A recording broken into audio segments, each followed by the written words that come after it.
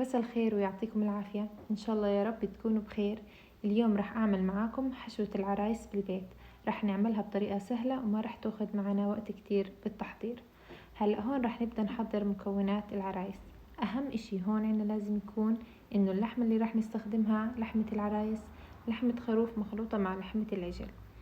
هلأ رح نحط بالخلاط بصلتين متوسطة الحجم وحبتين بندورة متوسطة الحجم، وراح أضيف كمان قرن فلفل. إذا ما بتحبوا حار فيكم ما تضيفوا قرن الفلفل، طبعا اختياري.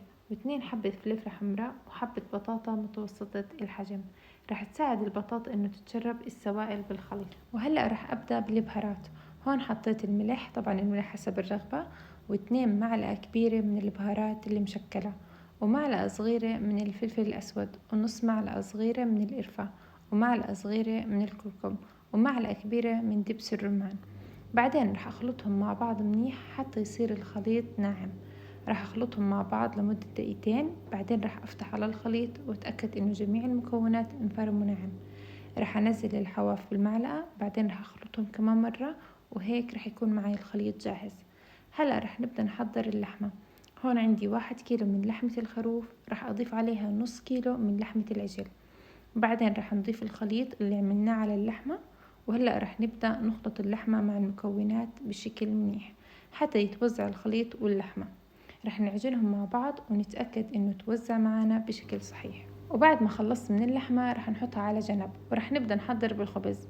هون جبت خبز حجمه صغير، والأفضل انه يكون سميك شوي عشان لما نحطه بالفرن ما يتحمر بسرعة قبل ما تستوي معانا اللحمة، فلما يكون الخبز سميك رح يكون أفضل.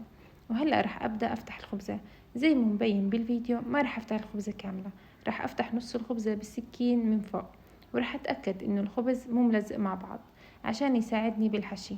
ولازم ندير بالنا وإحنا بنفتح بالخبز عشان ما تتمزع معنا.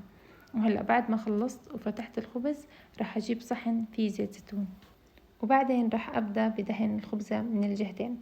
رح أدهن الخبزة بس من برا، ما رح ندهنها من جوا، ورح نتأكد إنه دهنا الخبزة كاملة بالزيت الزيتون. وهلأ رح نيجي آخر خطوة. رح أجيب لحمة العرايس بعد ما خلصت دهن الخبزة بالزيت، وهاي اللحمة بعد ما صارت معنا جاهزة ومخلوطة مع الصوص اللي عملناه.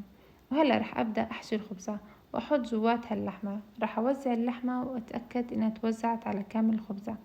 راح تكون سمك طبقة اللحمة تقريبا نص سنتي من اللحمة. هلا مو لازم تكون اللحمة سميكة عشان تستوي معانا لما نحطها بالفرن. وهيك بتكون خبزة العرايس جاهزة حتى ندخلها الفرن ونحمرها.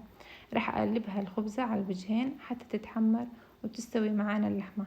وهيك بتكون العرايس جاهزة للتقديم. ممكن تاكلوها مع لبن أو أي شي انتو بتحبوه. وصحتين وعافية.